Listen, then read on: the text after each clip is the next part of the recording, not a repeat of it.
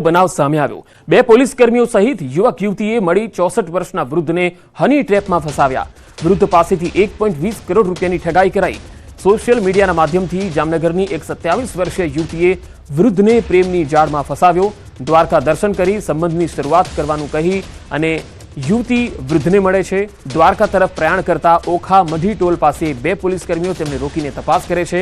યુવતીના પર્સમાંથી સફેદ ડ્રગ્સ મળી આવતા પોલીસ કર્મીઓ બંને ધમકાવે છે અને યુવતી સાથે વૃદ્ધ વેપારીને પોલીસ કેસમાં ફસાવવાની ધમકી આપી 1.20 કરોડ રૂપિયા આંગડિયા કરાવે છે। જે બાદ શંકા જતા વૃદ્ધ વેપારીએ પોલીસ કેસ કર્યો અને તમામ હકીકત સામે આવી।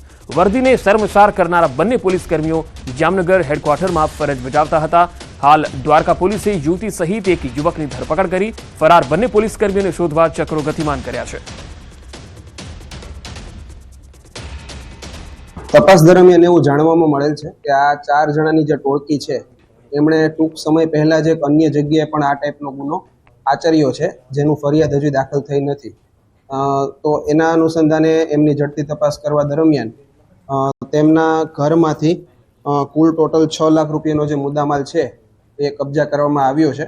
એ જે તે જૂના સમયમાં એમણે આ વસ્તુ કરેલી હશે એના અનુસંધાનમાં આ વસ્તુ કાયદેસર રીતે કબજે કરવામાં આવ્યું છે। બનાસકાંઠામાં અફયુતને પોલીસે છોડાવી લીધો। થરાદ પોલીસે 6 અપહરણકર્તાની ધરપકડ પણ કરી લીધી છે। રાજકોટના સુરેશ મકવાણાનું અપહરણ કર્યું હતું। પૈસાની લેતી દેતીમાં અપહરણ કરાયું હતું। હરિયાણામાં ગુનો નોંધાયો હોવાનું કહી અપહરણ કર્યું। અપહરણકારોએ પોલીસની ખોટી ઓળખ પણ આપી હતી। સુરતના પૂણા પર્વત પાટિયાની 23 વર્ષની શિક્ષિકા 11 વર્ષીય વિદ્યાર્થીને ભગાડીને લઈ ગઈ। જે મામલે બાળકના પિતાએ જણાવ્યું છે કે શિક્ષિકા તેના મિત્ર સાથે વિદ્યાર્થીને સુરક્ષા માટે ભગાવીને લઈ ગઈ। સોસાયટીની બહાર સીસીટીવીમાં પણ બંને સાથે જતા દેખાયા। શિક્ષિકાનું નામ માનસી નાઈ છે, જે અનુરાગ હિન્દી વિદ્યાલયમાં અભ્યાસ કરાવે છે। સમગ્ર મામલે પૂણા પોલીસ સ્ટેશને ફરિયાદ થઈ છે।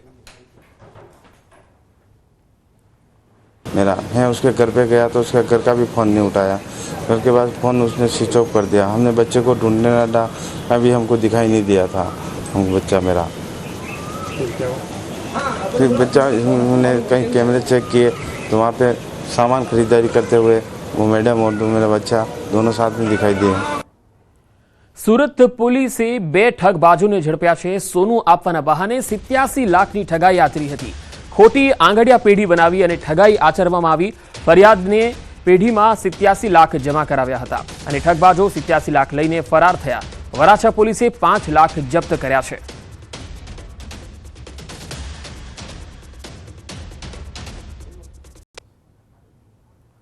તો તસવીરોમાં જોઈ શકાય છે કે જે ઠગબાજ છે એ સીસીટીવીમાં પણ જઈ રહ્યો છે પૈસા લઈને। આ ઠગબાજોએ 87 લાખ લઈ અને ફરાર થઈ ગયા। વરાછા પોલીસે 5 લાખ રૂપિયા જપ્ત પણ કર્યા છે અને આગળની હાલ કાર્યવાહી ચાલી રહી છે। જે ઠગ છે, જે ઠગબાજ છે એ પણ પોલીસની ગિરફ્તમાં આવી ગયા છે। આ બે અલગ અલગ જોઈ શકો છો તસવીર, આ બંને એ ઠગબાજો છે।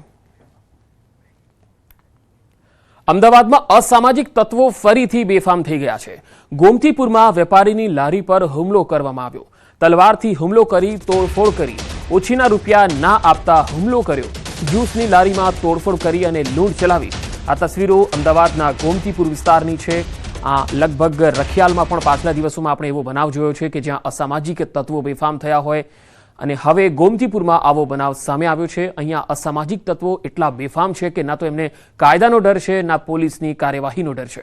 ખુલ્લેઆમ હથિયારો લાકડીઓ લઈને નીકળી પડે છે। માત્ર અમદાવાદ કેમ, વડોદરા પણ પાછળ નથી। વડોદરામાં પણ બેફામ બની રહ્યા છે અસામાજિક તત્વો। કુખ્યાત ભાવેશ લંગડો મિતેશ રાજપૂતની દાદાગીરી અહીંયા ખુલ્લેઆમ જોવા મળે છે। પાન પાર્લરના માલિક સાથે મારામારી કરી। મારામારીની આખી ઘટના સીસીટીવીમાં પણ કેદ થઈ છે।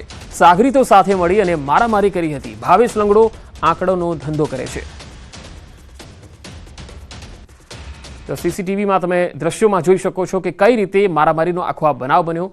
ભાવેશ લંગડો જે આંકડાનો ધંધો કરે છે અને અસામાજિક તત્વ છે, તેના ગુંડા તત્વો પણ છે જે વ્યક્તિને પોતે તાબે ન થાય તે વ્યક્તિને આ પ્રકારે ખુલ્લેઆમ તે મારામારી કરે છે। મિતેશ રાજપૂત અને ભાવેશ લંગડો આ માટે કુખ્યાત છે, જેઓ દાદાગીરી કરે છે, મારામારી કરે છે। પાન પાર્લરના માલિક સાથે તેમણે આ પ્રકારે મારામારી કરી હતી અને આ અસામાજિક તત્વો છે જે વડોદરામાં પણ બેફામ બની રહ્યા છે। લોકોમાં એક ભય વ્યાપી ગયો છે કે કેમ આવા તત્વોને પોલીસનો કોઈ ડર નથી, કાયદાનો કોઈ ડર નથી। ગીર સોમનાથમાં ગાંજા સાથે 2 શખ્સ ઝડપાયા. પોલીસે 4 કિલો ગાંજો ઝડપી લીધો.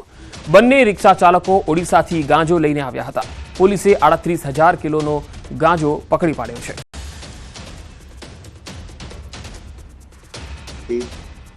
જેટલા પેકેટ મળે જે પેકેટની ચકાસણી કરતા તેમાં પ્રાથમિક દ્રષ્ટિએ ગાંજો હોવાનું ધ્યાને આવેલ છે. જે ગાંજો કુલ 3,835 ગ્રામ જેટલો છે.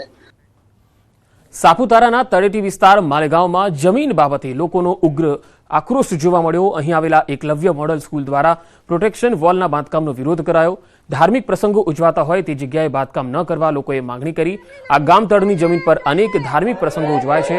લોકોની ધાર્મિક લાગણી જમીન સાથે જોડાયેલી હોવાથી શાળા કમ્પાઉન્ડ વોલનું કામ શરૂ કરતા ગ્રામજનોએ વિરોધ કર્યો.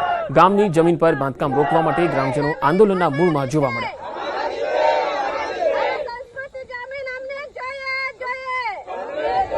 40 વર્ષથી આ જાણું છું કે આ જગ્યા અમારી બાપ દાદા અમારા